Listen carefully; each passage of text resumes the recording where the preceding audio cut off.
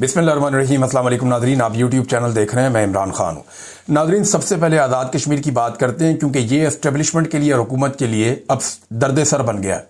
यानी जिन लोगों ने नफरत फैलाने की कोशिश की, उन्होंने बहुत कोशिश की कि ये कश्मीरियों को गद्दार साबित करें, ये साबित करेंगे वो पाकिस्तान से प्यार नहीं करते, पाकिस्तान के झंडे से प्यार नहीं करते। ये तक कहा गया कि वो भारतीय एजेंट हैं। और ये बात जो है बहुत सारे सहाफ़ियों ने की और टीवी चैनल्स ने इनके बारे में मनफी खबरें चलाई, जबकि वफाकी वुज़रा भी ये बातें करते रहे कि इनके अंदर भारतीय एजेंट हैं। ये सारा कुछ कहने वाले, नफरतें फैलाने वाले एस्टेब्लिशमेंट के टाउट, वो सारे के सारे हार गए और कश्मीर जीत गया। अब एस्टेब्लिशमेंट को प्रॉब्लम यह है कि कहीं पाकिस्तानी कौम इस रास्ते पे चल ना निकले। देखिए, पाकिस्तान में और कश्मीर में कुछ चीज़ों का फ़र्क है, ये चीज़ें हमें मद्देनज़र रखनी पड़ेंगी। लेकिन पहले ज़रा थोड़ा क्लियर कर देते हैं कि टाउट्स, कंट्रोल मीडिया और फॉर्म 47 की जो जाली हुकूमत है, इन लोगों ने झूठ बोले थे। अब कश्मीरी जीते कैसे, ये सबसे इंपॉर्टेंट सवाल है। उन्होंने किसी प्रोपेगेंडे की परवाह नहीं की। उन्होंने कहा जो हमारे बारे में कहना है कहो, हमें गद्दार कहते हो गद्दार कहो, हमें बागी कहते हो बागी कहो, हमारे बारे में एंकर कोई बकवास करते हैं तो करते रहे, मीडिया वाले कुछ कहना चाहते हैं तो कहते रहे, टीवी चैनल अगर हमारे बारे में मनफी खबरें चलाते हैं तो चलाते रहे, हमारा ब्लैकआउट करना है तो करते रहे। इन्होंने जूते की नोक के ऊपर रखा। हर तरह के प्रोपेगेंडा को इन्होंने परवाह नहीं की। इन्होंने सिर्फ सोशल मीडिया के ऊपर नजर रखी, बल्कि वहां पे इंटरनेट भी बंद कर दिया गया। बड़ी मुश्किलों से ये वहां से वीडियो बना के बाहर निकालते थे।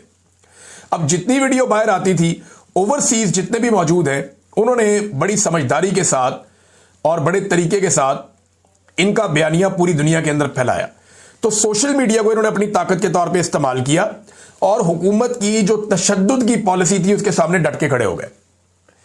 यानी ये, मैं अगर लफ्ज इस्तेमाल करूं थोड़ा सख्त लफ्ज है, लेकिन इन्होंने ढीठ बन का सबूत दिया कि तुम हमारे खिलाफ प्रोपेगेंडा करो, तुम हमें गद्दार कहो, तुम हमें बागी कहो, तुम हमें गाली दो, तुम हमें इंडिया के साथ जोड़ो, तुम हमारा ब्लैकआउट करो, तुम हमारा बाइकआउट करो, तुम हमारे खिलाफ मनफी और माइनस खबरें चलाओ और प्रोपेगेंडा चलाओ और बेशक हमारे ऊपर टॉर्चर करो। हम ये सारी चीजों को जूते की नोक पे रखते हैं। उन्होंने फोकस रखा सीधा, जिसने उनको मारा उन्होंने वापस उसको मारा। ये पुरअमन लोग थे, निहत्ते लोग थे, लेकिन जब इनको मारा गया तो इन्होंने वापस मारा। ऐसा नहीं हुआ कि ये तमाशा देखते रहे। अब पाकिस्तान के अंदर ना इस इंसिडेंट के बाद एक उम्मीद पैदा हो गई।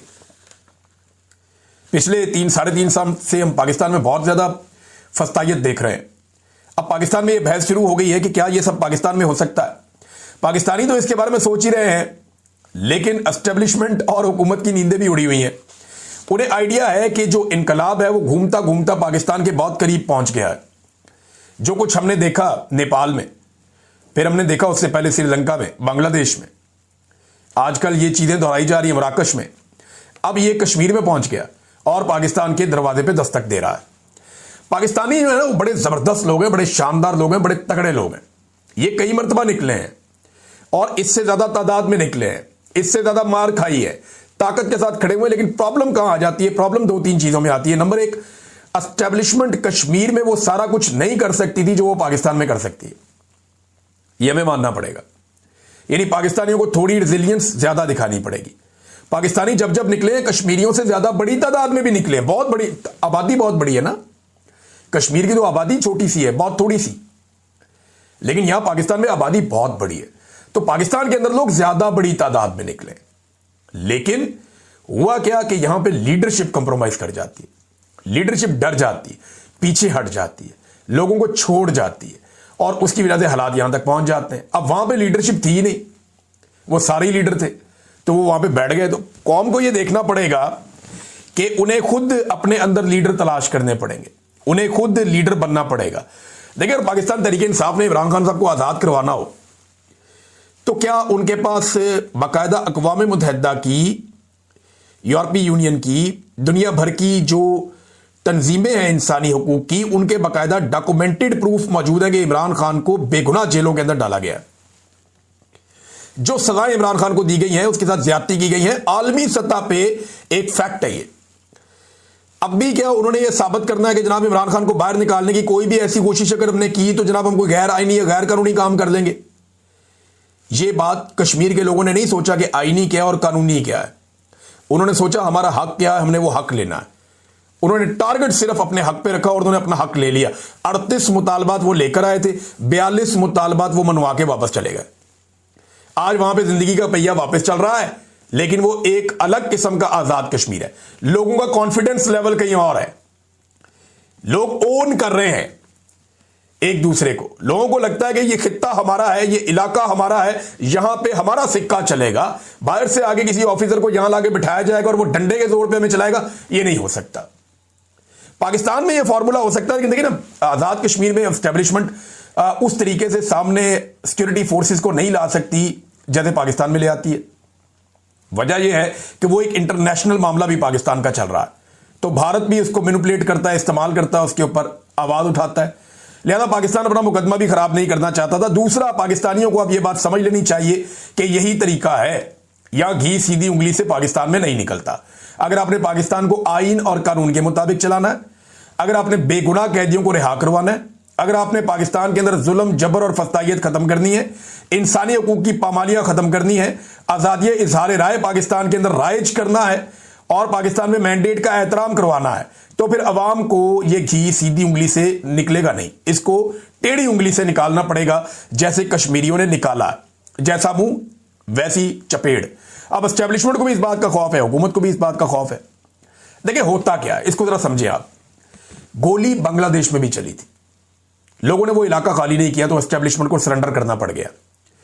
गोली नेपाल में भी चली थी, लोगों ने वो इलाका खाली नहीं किया तो एस्टेब्लिशमेंट को सरेंडर करना पड़ गया।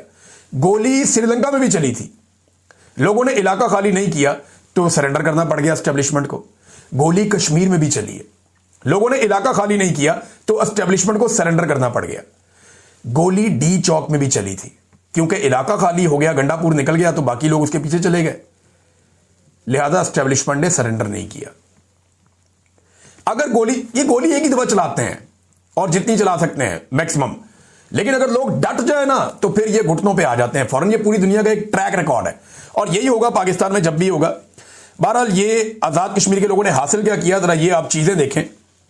और कुछ लोग कह रहे थे उन्हें क्या मिला, तो जो लोग नफरत फैला रहे थे उन्हें तो कुछ नहीं मिला, वो जाके अपने ज़मीर से पूछेंगे उन्होंने किया क्या, और जरा शीशे में अपनी शक्ल देखें कि उन लोगों ने कितनी नफरत फैलाई कश्मीरियों के खिलाफ। और कश्मीरियों पे आफरीन है कि उन्होंने कोई नेगेटिव बात नहीं की, उन्होंने सिर्फ अपना हक हासिल किया। अच्छा जनाब, जो चीजें हासिल की कश्मीरियों ने वो क्या है, तो अवामी एक्शन कमेटी ने इस पे बड़ी जबरदस्त एक पोस्ट लिखी है। सोराब बरकत साहब ने, इनका ताल्लुक आजाद कश्मीर से है और एक शानदार पाकिस्तानी भी है और बड़ी ही रिस्पॉन्सिबिलिटी का सबूत दिया इन्होंने। अहमद फरहाद साहब ने, बशारत राजा साहब ने, ये मेरे तमाम दोस्त आजाद कश्मीर से, और बड़ी अच्छी इन्होंने रिपोर्टिंग की है। ज्वाइंट एक्शन कमेटी जो है अवामी, उसने बहुत सारी चीजें अचीव की हैं। यानी एक तो यह है कि मुकदमात का अंदराज किया जाएगा, जिन लोगों को कत्ल किया गया उनके बारे में मुकदमात का अंदराज किया जाएगा, और तहकीकात के लिए जुडिशियल कमीशन बनाना पड़ा तो वो भी बनाया जाएगा। ये एक नया उनका मुतालबा था, ये भी मंजूर हो गया।